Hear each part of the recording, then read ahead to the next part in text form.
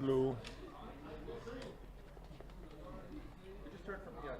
He was talking about your jersey maybe being a little loose or something on a tackle the other day. You broke away from it.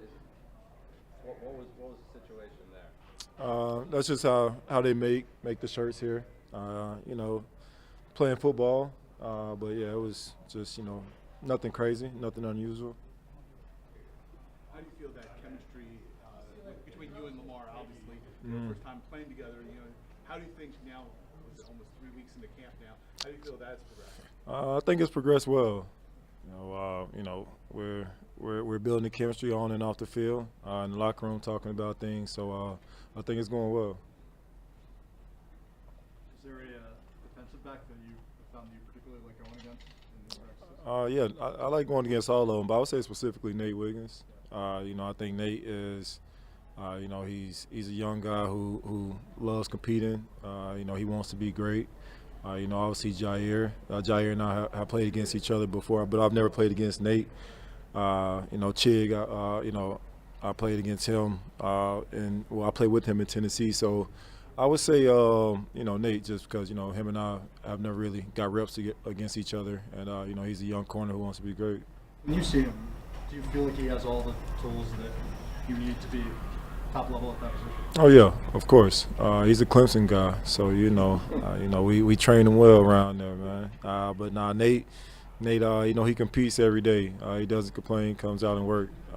He has every tool set that you look for in a lockdown corner. So how do you divvy up enough passes to keep everyone happy in his offense? I think this room is full of unselfish receivers.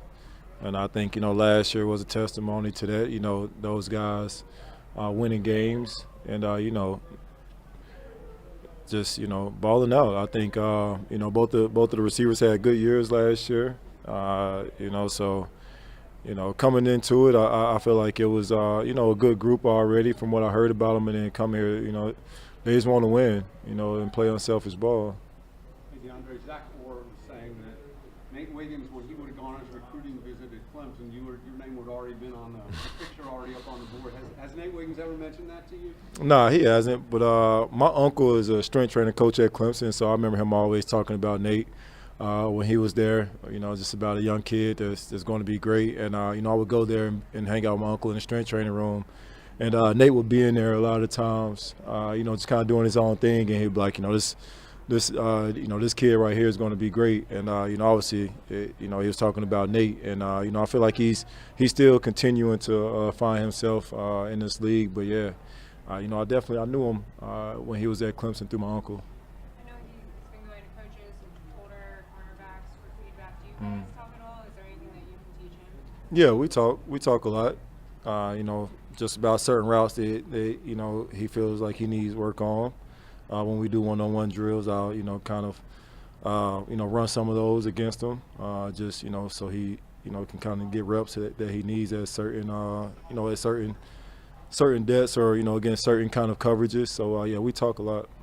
DeAndre, John Harbaugh said yesterday that he planned to talk to some of the veterans about whether to play in the preseason and who's going to play.